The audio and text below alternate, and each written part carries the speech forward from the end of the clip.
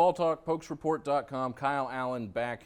And we're back, actually, you can't tell, but we're back in Stillwater on campus here at Oklahoma State with someone who's really familiar with being on campus at Oklahoma State. You saw him running around for a few years at a Boone Pickett Stadium, scoring a lot of touchdowns. We'll get into some of those today. I got Jeremy Smith on running back for Oklahoma State and now with Broken Arrow Public Schools on the coaching staff there. Jeremy, I appreciate it. I know you just got off a plane and decided to come up here, so I appreciate you taking some time out of your schedule to sit down with us. No problem at all. Where I like to start a lot of these interviews, because especially with the alumni base, and you're part of that 2011 team that still gets talked about. Yes. I love talking about it. And a lot of players will remember that team. They'll remember the players from that team. They'll remember a lot of players from that era. Yeah. But the players from that era, nobody really, I feel like, got to know them as well as we would have liked to. Yeah. Obviously, we're not going to get into your whole life story for 25 minutes, but this is kind of our opportunity as fans and lifetimes with the program to just kind of know more about the players that have come before us. So I want to start just kind of with your recruiting journey and kind of what led you to Oklahoma State and how you ultimately decided this was the place you wanted to be. Well, so for me, my journey goes all the way back to middle school. Sure. So 6th grade, we had an art project, and it was to literally draw banners. And I had the old Techno Bowl game on PlayStation, believe it or not. And I used to always play with Barry Sanders. And Oklahoma State at that point just literally became one of my favorite schools just because of Barry. And so in art class, I ended up drawing like this Oklahoma State, this OSU nice banner that I just hung up on my wall. And I actually still have it to this day. And that was, for me, my introduction really to Oklahoma State. I've never stopped watching them. There was times on Saturdays and Sundays where I didn't even know it was football season. I just enjoyed watching it. And I would like literally get up early in the morning just to see if there was a game on, and boom, there it was, Oklahoma State, or I got to say the other side, but watching the boys in the orange was just something special.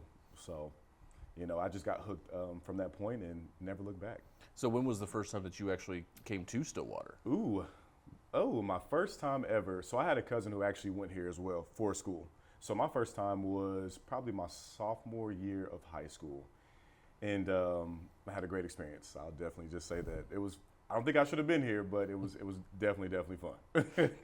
And so when you're going through your high school time and you're starting to get phone calls, you're starting to get, anything, communications like that, when did kind of Oklahoma State get in on the running with you? So Oklahoma State got into it my sophomore year. Tulsa was the first school to actually offer me. But I knew for a fact I didn't want to go there. I didn't want to be home. I wanted to be, again, in the orange. I knew exactly what Coach Gundy was doing with the program. I loved everything that he was saying within the media.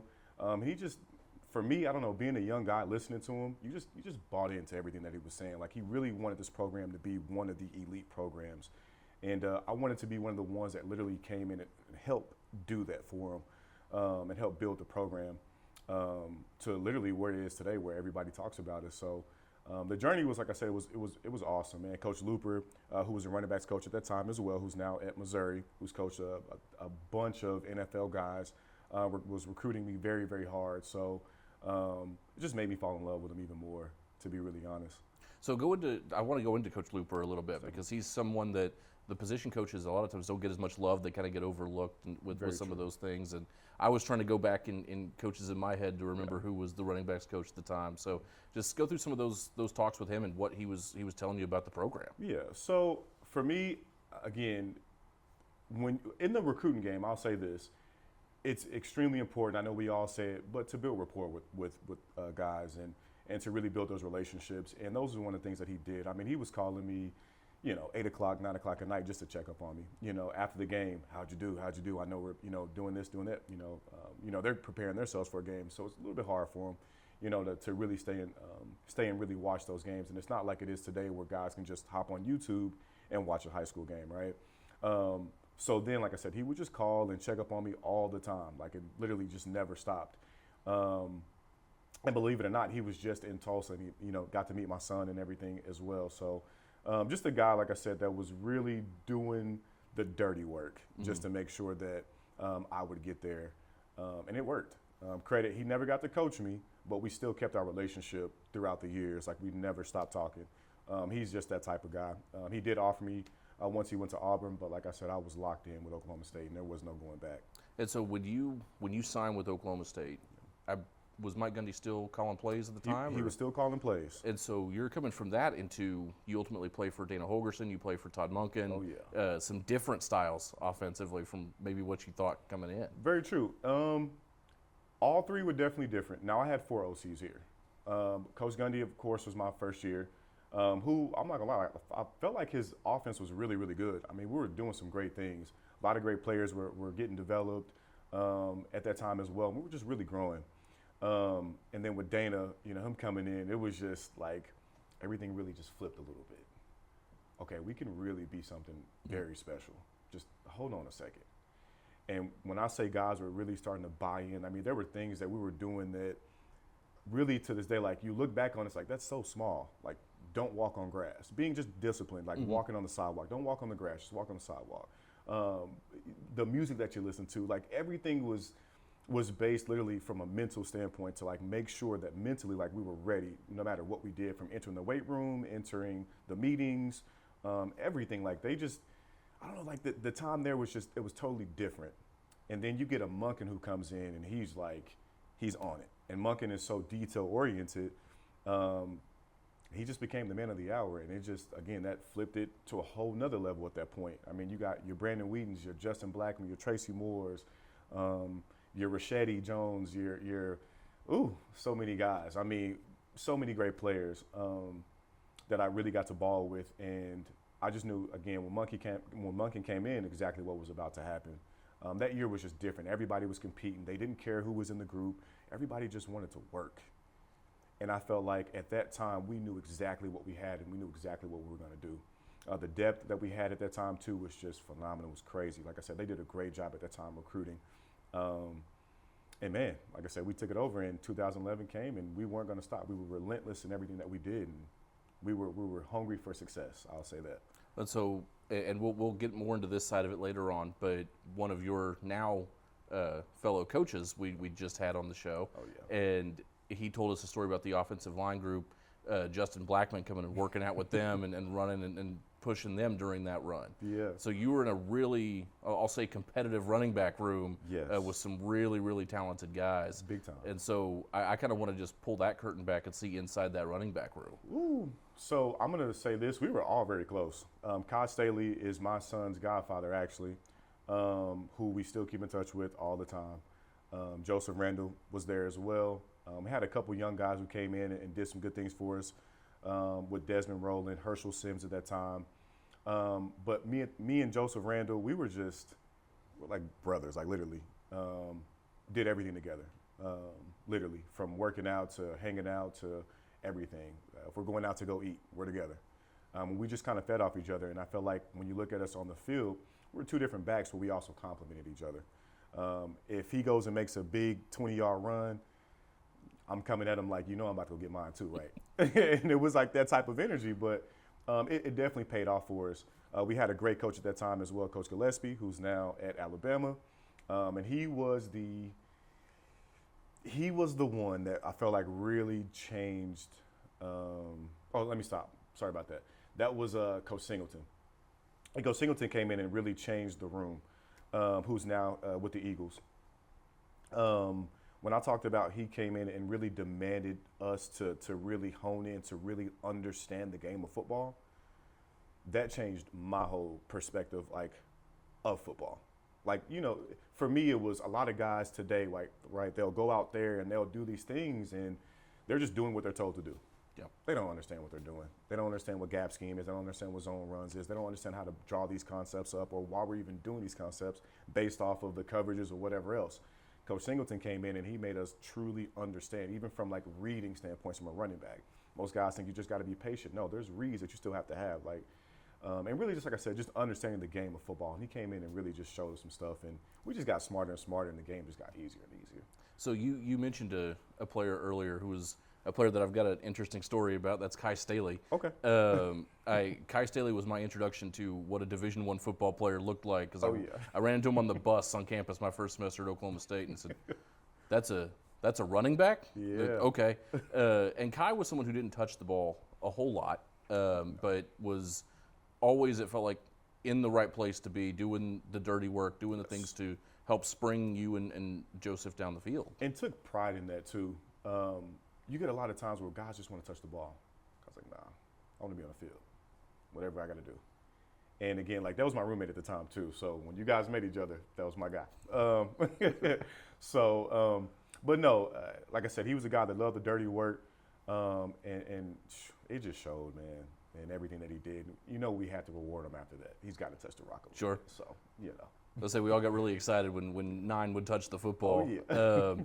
But so let's get on the field a little bit, and we'll stay mostly in that 2011 season just because it's a real fun time to talk about. And I was talking about it a little bit before you got here, just kind of reminiscing.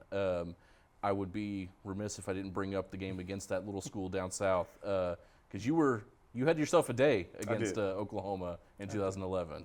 It was fun. Like I said before, Monken, I think the best thing about that day is when we met, even before the game, and he told us the day before too, but he just had to remind me and Joe that nobody's going to stop us today. And if they want to beat us, they got to stop our run game. We're going to run the ball. And I just want to remind you guys again, like, this is what we're going to do. And me and Joe just looked at each other like, you know we got this. And boom, there he goes. Like, he has his 100-yard game. I have my 100-yard game. Both had a couple TDs, and that's probably one of the best fun games of my life. Like, it was awesome, especially watching everybody storm the field. To say, I was involuntarily part of that. I tried to go the other way, but there was no going back. You were going one direction, and it was over that wall. Right. So it took us an hour to get off the field. So, yeah, I won't forget. So outside of the game against Oklahoma, from what you're seeing on the sideline and being part of these games, what are some other highlights from that season that you remember? Ooh, honestly, beating A&M, which was awesome. I think everybody had us losing that game. We were down at the beginning of the game as well. And it was Coach Gundy's, it was his demeanor when we went into the halftime. It was, we're good. Everything's good. And that type of demeanor to me is like, well, shoot, if you're cool, we're cool. Hey, let's go. Let's go out and let's get it done. And we literally went out after halftime, and we just went out there and just became a team. I feel like at that moment is where we really knew what we had. And just look at the rest of the season. So, but not just A&M. I mean, you got your Texas game as well, beating them at home. I mean, the University of Texas, like, come on now, that's a prestigious program, and going out and beating those guys. You got Missouri at their house. Texas Tech beating those guys 60-something to, what was it, 6, I believe? 66-6, yeah. Like, that was crazy. We barely even ran the ball that game, too. Receivers just had a day. I know Justin Blackman had a day that day, too. But every game I felt like it was awesome because we took it a day at a time. We weren't trying to rush anything. And I felt like because we didn't do that, we had a lot of success. So even coaching high school or even coaching college, that's my main philosophy. Like, when I say take it day by day, take it day by day. There's no reason to look ahead at all. Like, be where your 10 toes are and just do what you got to do that day. And so we'll get into your time now because you are working in high school athletics, coaching running backs. And so you've talked about several coaches that you've had, whether that's been from Coach Gundy to Coach Holgerson, Coach Monken. You've talked about Jemal Singleton. You've talked about Coach Looper, all of these guys. So when you're getting into coaching your next batch of running backs, how much of all these different guys are you taking into your approach? A lot. So I stay in contact with all of my running back coaches that ever coached me, from Coach Gillespie to Coach Looper. Well, I say Coach Looper, but Coach Looper to Coach Singleton. And I take pride in everything that I do, of really like teaching IQ. We can train all day. That's awesome. Everybody can train, but do you actually know what you're doing? Like, I've coached a lot of Division I guys, from Savion Morrison, who's now at TU, DJ McKinney, who's now at TU, Rovon Banks, who's now at Abilene Christian, KD Jones, who's now up here as well at Oklahoma State, and a couple other guys. I got a couple Division I's down at Broken Arrow as well. So they know, again, how important this is to me, because the game of football truly took me to places I never thought I would be, got me a degree, man, and it's teaching me so many things that I just really want to teach my son and how to work and how to get what you want in life. So personally, I just love the game of football, and I just want to keep doing it. So now being in that coaching mindset, and you're in meetings, you're meeting with your players, and it's high school ball, so it's different than college ball. It's a whole different universe, I feel like, being someone who's been around both of them. Very true. More than, and again, your coaching staff teammate is what I'll call him, mentioned just kind of really sewing into a lot of these kids and you know, teaching them to love the game of football, but teaching them so much more than that. Yeah. So where does that balance come from? And yeah, at the end of the day, like, they're going to evaluate me as a coach based on how well this team performs, but there's a whole nother aspect to it. Same thing, right? It's about building relationships. If you can build a relationship with any kid, they're going to run through a big wall for you, hands down. But I'll say this too, the game has changed, right? We're not back in 2008, 2009, where you can hand out a scholarship to all these high school students. Like, no, there's money involved now. There's a bigger aspect. And these coaches want guys to play now. They want them ready now. So when I talk about really developing guys, you really have to truly develop them now. I mean, you still get some guys with just raw talent. You know, they can develop mentally when they get to college. But why not know this stuff now so that nobody has to reteach it to you when you get there, right? So, and I'll say this too, Levy does a heck of a job. He's one of the ones that I've always wanted to work with just because I know from a mental standpoint we're on the same page. And when we talk about our run game, like, he knows we're going to be number one. We're going to take the title every single year if we're together as coaches. So, again, this is important to us. So it's we're winners. Winners win, and it shows on the field. So when your players now are going through their own recruiting journey, because you said you've got a couple really talented players at Broken Arrow, and 6A high school in the state of or in the city of Tulsa is incredible. Yeah. But you have those players that are going through their own recruiting journey. How involved are you with that? With just either talking to coaches with them or telling coaches about them, or how much are they coming to you? Like, a lot. I'm very, very involved with everything. I don't pick the school for you. That's not my job. There was only one time I did that, and that was with KD Jones. Key one, I'm sorry, but I had to flip him. I'm sorry. He wasn't going to OU. So I had to do that, but I'm very involved. So I get to talk to a lot of coaches, get to make a lot of good relationships with guys. But I also want them to know, like, what questions that you should be asking, because a lot of parents, they never played Division I ball. They don't know what's actually going on. They don't know, now that money's tied into it, things of this such, like, what should we be looking for, right? What should we be asking? Should we make this about money? No, it's still about relationships. It's still about development. Don't get anything twisted, because that dollar right there can run out. We're looking for the bigger goal. Number one is the degree. But again, if the goal is to get to the pros, then you got to have this. And if you don't have this, then you really don't have anything, right? Because everything else can run out. Somebody else can come out, play you, and that's it. That doesn't say that you're not talented, right? But we want strong minds. That's what we want. We want men. We don't want just these high school guys that remain high school in these, remain in these high school mindsets. No, we want guys that are NFL ready now. And then at that point, now we're just watching their bodies grow and things of that such. So we all know that money is part of college athletics now. It's a different world than from when you were playing. It's a different world from when I got involved in athletics in any sense. It is. But I'm sure you've had to probably have some tough conversations with your kids saying, hey, I hear everything that you said, and this school that we're talking to is doing all these great things. Yeah. This school's got a bigger paycheck for me. I think I want to go over here instead. Yeah. And having to have that conversation of, well, if you think that's worth it, go over here, but maybe they're not doing what this other school is doing. Well, my thing is and I'm with you on that one. My thing is either way you're going to get paid. Mm-hmm. What's the goal? If you come in and they're saying, hey, I'm going to give you $150,000, but another school says, hey, I'm going to give you $250,000, right? This school can afford it. This school says, hey, we're here, but you're going to play here. This school is saying, hey, you got to come in, but there's going to be 3 other guys that we're bringing in, or 2 other guys we're bringing in as well. You're still going to get paid, though. You're going to get all the money that you want. No, I want to play and still get paid. That's what I want, right? So, again, development, practice reps. That's where you develop the most. So I want to go to the place where I'm going to get the most practice reps.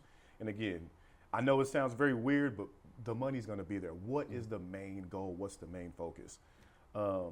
So forgive me, for everybody, for me saying that, but it is a thing. So like I said, I have my son who's a stud. He's going to be going through his ranks here soon as well.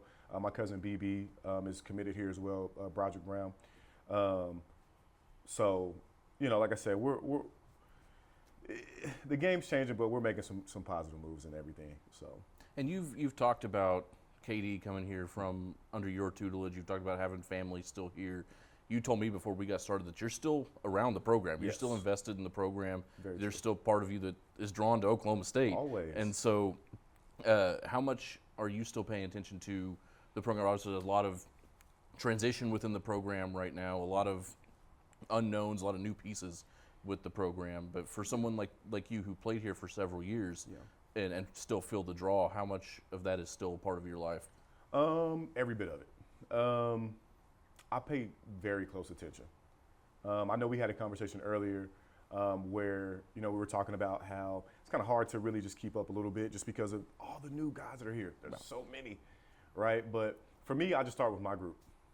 Let me look at the running backs. Okay, from there, let me look at the O-line, and then we'll go from there from everything else. I always needed a quarterback. I know Oklahoma State is known for having a quarterback. So that was always going to be number one. And we got him, thank God. But no, so I'm very in tune with everything that's going on. I just want us to have success. I want another Big 12 championship, not just walking into the indoor and all you see is a 2011 and then all these other bowls. Like, no, we need another one. We need to make sure, like Coach Gundy said, like we have a logo too. Mm-hmm. So and that's never going to be forgotten because we do. And we need people to understand that. So we got to win.